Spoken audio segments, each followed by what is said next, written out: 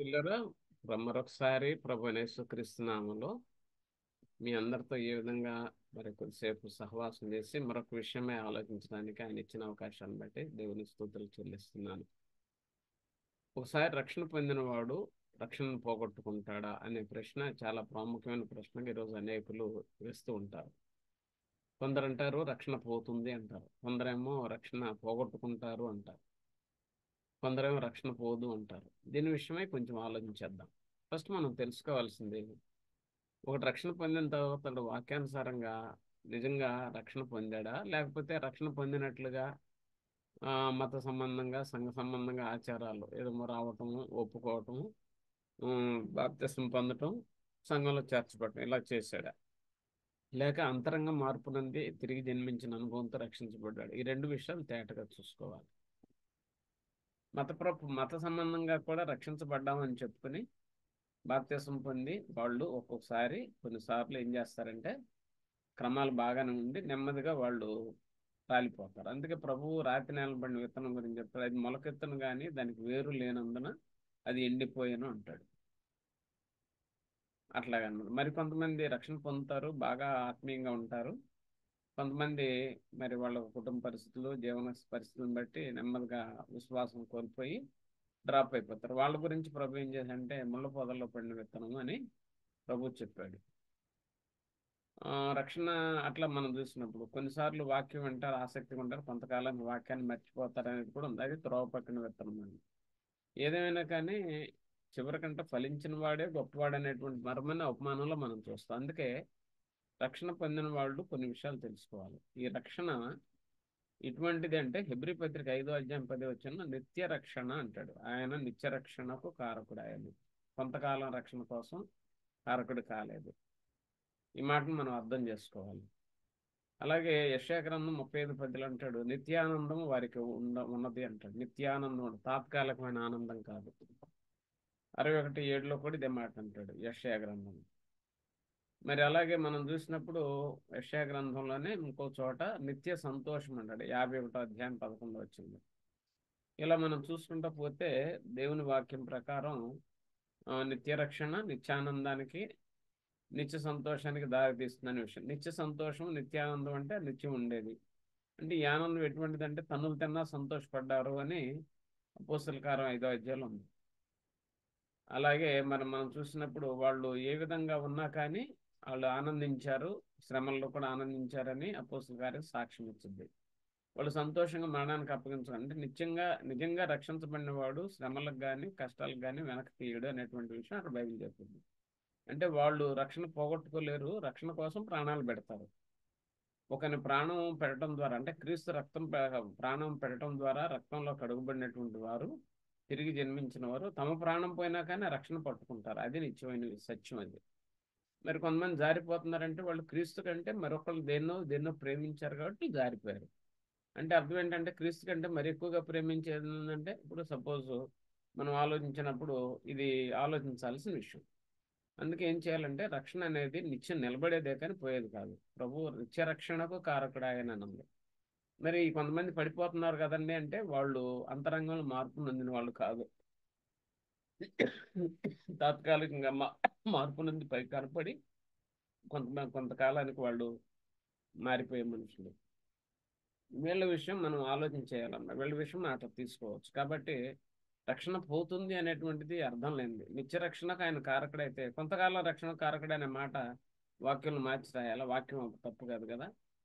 ప్రభు అంటాడు ఇంకో మాట, నా గొర్రెలు నా చేతిలో ఉండి ఎవడు ఆ గొర్రెలను అపహరింపలేడు అన్నాడు. అంటే అర్థం ఏంటి అక్కడ, నేను కొంతమంది సంపాదించుకొని తండ్రి వల్ల నేను వాటిని పొందాను, నేను సంపాదించుకున్నాను, నా సరఫ్తో సంపాదించుకున్నాను, అది ఎవడు కూడా ఆయన నా గొర్రెల్ని అపహరించలేడు అన్నాడు. అంటే అర్థం ఏంటంటే నా గొర్రెలు నా చేతుల్లోనే ఉంటాయి అన్నాడు. దేవుడు రక్షించుకున్న వాళ్ళు స్పష్టంగా వాళ్ళు నిత్యము రక్షించబడి ఉంటారు. మరి అప్పుడప్పుడు రక్షించబడిన వాళ్ళు కొంతమంది తప్పు చేస్తున్నారు కదండి అనొచ్చు. ఇది కూడా కొంచెం ఆలోచించాల్సిన విషయం. ఎలాగంటే మనం ఆలోచించేది ఈ మాటలో ఉన్న భావం ఏంటంటే, మనం గ్రహిస్తే జాగ్రత్తగా అర్థం చేసుకుంటే పౌలు గారు కూడా రక్షించబడి గొప్పవాడైనా కానీ నేను మంచి చేయాలనుకుంటున్నా చేయలేకపోతున్నాను, వేరొక నియమం నాలో ఉంది అంటాడు. చేయొద్దనుకున్న కీడే చేస్తున్నానని ఒప్పుకున్నాడు బహిరంగంగా. అంటే మనం పరిపూర్ణం కాదు. మనం కొన్నిసార్లు పోరాటాలు పడవచ్చు. అందుకే మరణములకు లోన ఇట్టి శరీరమును నన్నోడు తప్పించను అన్నాడు. కాబట్టి ఏంటి ఇక్కడ పాయింట్ తీసుకోవాల్సిన, ఈ శరీరంలో ఉన్న మనము మూలుగుతున్నాము అన్నాడు కొరింథీ 5లో. ఇక్కడ పౌలు గారేమో నేను చేయలేనిది చేయలేకపోతున్నాను మంచినే అంటాడు. అది అందుకే అంటాడు మనసు విషయంలో ఆ, దైవిక నియమనకు, శరీరం విషయంలో ఆత్మ నియమానికి నేను లోబడి ఉన్నాను అంటాడు. సారీ అండి. ఆ, శరీర విషయంలో పాప నియమమునకు, ఆ, మరి ఆత్మ విషయంలో మరి దైవిక నియమానికి మనం లోబడి ఉన్నాము అంటాడు.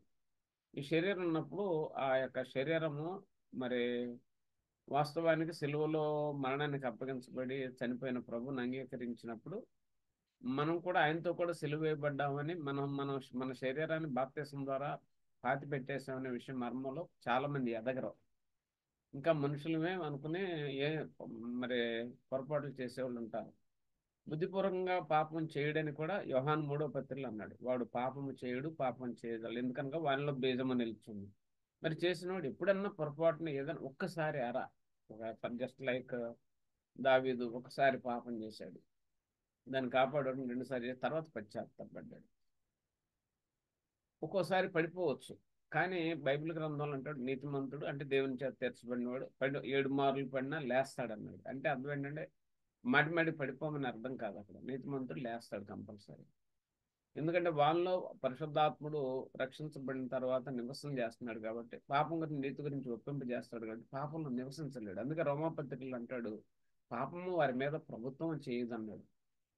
ఆకర్షణ ఇచ్చినా కానీ డబ్బు కోసం లొంగరు, డబ్బులు కమ్ముడెవరు, మరి ఆకర్షణ వచ్చినా కానీ ఇతర పాపంలో కూడా లొంగరు. ఎందుకంటే వారిలో ఇక్కడ నిత్య సంబంధమైనటువంటి ఆదరణకర్త, సేఫ్ గార్డ్ పని నివసిస్తున్నాడు కాబట్టి. కానీ కొంతమంది పాపం చేసినప్పుడు ఏం జరుగుతుంది అనే దాని గురించి కూడా మనం ఆలోచన చేసినప్పుడు ఇక్కడ ఒక కీలకమైన విషయాన్ని మనం ఆలోచన చేయాలి. మనిషి పాపములో మరి పాప శరీరాకారంలో పాపంలో ఉన్నప్పుడు మనం చివరి వరకు దాన్ని ఘటనను కాపాడుకోవటంలో కూడా చాలా మరి పరిశుద్ధాత్మ మనకు సహాయం చేస్తున్నాడు. అయితే ఇప్పుడు మనం ఆలోచించినప్పుడు ఆ, ఇతడు మంచి విశ్వాసి అండి పడిపోయాడండి అని అంటారు. పడిపోయాడంటే అది నిజంగా ఆత్మ వలన బలపరచబడి సాక్షిగా ఉండి వాడు పడిపోడైతే ఎంతసేపు పడిపోయి ఉండడు, వెంటనే లేస్తాడు. అదే వాక్యం చెప్పే గమ్మత్తు.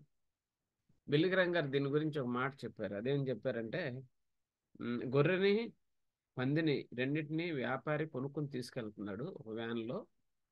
తీసుకెళ్తున్నప్పుడు ఆ గొర్రె ఏం చేసిందంటే, గొర్రె పంది వ్యాన్లో ఉన్నప్పుడు టర్నింగ్ తిరిగాడు, స్పీడ్ కంట్రోల్ చేసుకోలేక వ్యాన్ వెళ్ళిపోయి పక్కన ఉన్న గుంటలో పడిపోయింది, మురుగు గుంటలో. ఈ కొనుక్కెళ్ళేవాడు గబగబా లేచి దాంట్లోంచి బండిలోంచి బయటకు వచ్చి నా జీవాలు ఎక్కడికి పోయినాయి అని ఎత్తుకున్నప్పటికి నీళ్ళ వైపు చూస్తే ఆ గుంటలో, ఆ మురుగు గుంటలో పంది స్నానం చేస్తా ఉంది, ఆడుకుంటా అక్కడే ఉండిపోయింది. అరే గొర్రె ఏదైనా చూసేటప్పటికి ఒడ్డుకొచ్చి ఆ గొర్రె ఆ దులుపుకుంటా ఉంది, ఆ బురదన నీళ్ళని దులుపుకుంటా ఉంది. ఈ పాఠాన్ని బిల్లిగ్రామ్ గారు చక్కగా చెప్పాడు అన్నమాట. అంటే మనం ప్రయాణం చేస్తున్నాం ఈ లోకంలో. రక్షించబడినవాడు, ఆత్మచేత నింపబడినవాడు పాపం గురించి నీతి గురించి ఒప్పింప చేయబడతాడు. కానీ అనుకోని శోధనలో పడినప్పుడు అతడు దాంట్లో నిలబడలేడు, దాంట్లో ఉండలేడు. వాడు తను భద్రమ చేసుకుని అని కూడా ఇంకో చోట వాక్యం ఉంది.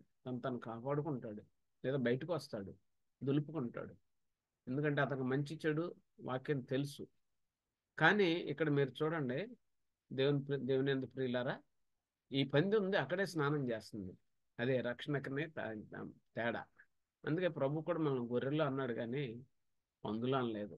రక్షించబడిన వాళ్ళు ఎప్పుడు కూడా తమ ఆత్మ విషయమే జాగ్రత్త కలిగి ఉంటారు. పరిశుద్ధాత్ముడు వాళ్ళలో ఉండి వాళ్ళకి సహాయం చేస్తాడు. ఎప్పుడన్నా ఏదన్నా జరిగినప్పుడు తెలియకుండా, ఇష్టం లేకుండా, లేకపోతే అనుకోకుండాను, జ్ఞానం లేకపోతే జరిగినప్పుడు దాన్ని కడుక్కోవటానికి, దాన్ని వదిలించుకోవటానికి దేవుడు వాక్యమైన ఉదక స్నానం చేయిస్తున్నాను అన్నాడు ఎఫెసీ పత్రికలో. మరి వాళ్ళకి మనస్సాక్షి అని పెట్టాడు అన్నాడు. ఆ మనస్సాక్షిని బద్దలైపోవడం, కాపాడుకోవడం మనస్సాక్షిని పెట్టాడు. కాబట్టి వాళ్ళు మనం దీని వాళ్ళం కాదని దులుపుకుంటారు, దాంట్లోంచి బయటకు వస్తారు, తమ రక్షణ కాపాడుకోవడానికి ప్రయత్నం చేస్తారు. కానీ ఆ, మారని వాడు ఏం చేస్తాడంటే దాంట్లోనే ఆ పాపంలోనే ఉంటాడు, పాపంలోనే ఎంజాయ్ చేస్తూ ఉంటాడు. ఏదేమైనా కానీ యేసుప్రభు చెప్పిన మాటను మర్చిపోండి. ఆ గొర్రెలు నా చేతిలో ఉన్నాయి అన్నాడు, అంటే ప్రభు చేతిలో ఉన్నాయి, ఎవడను వాటిని అపహరింపలేడు అన్నాడు. కాబట్టి మత సంబంధంగా మందిరానికి వచ్చి లోబడినట్టు మాటలు చెప్పి బాప్తిసం పొంది బలలోకి వచ్చినంత మాత్రం రక్షణ పొందినట్టు కాదు. అంతరంగంలో మారాలి, అంతరంగంలో తిరిగి జన్మించిన అనుభవం కావాలి. మరి అతను ఆ అనుభవం నుండి పాపను యావగించుకుని క్రీస్తునందు సెలవుబడిన స్థితిలోకి వెళ్ళి పరిపూర్ణమైనటువంటి మారు మనసు పొంది రక్షించబడిన వాడు ఖచ్చితంగా అతడు తను తాను జాగ్రత్త చేసుకోవటం, మరి అనవసరమైన వాటిని దులుపుకోవటం, అతడు క్రమంలో ఉండటం జరుగుతుంది. దాన్ని వాక్యం తెలియజేస్తుంది. అప్పుడు ఏమవుతుందంటే నిత్య రక్షణకు కారకుడైన ఆయన నిత్యానందము నిత్య సంతోషం మనకి ఇచ్చింది రుజువు అవుతుంది.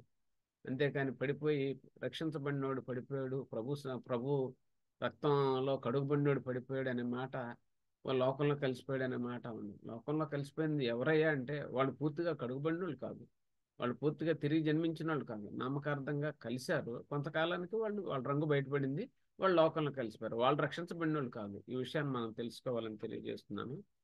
దేవుని స్తోత్రం కలుగును గాక.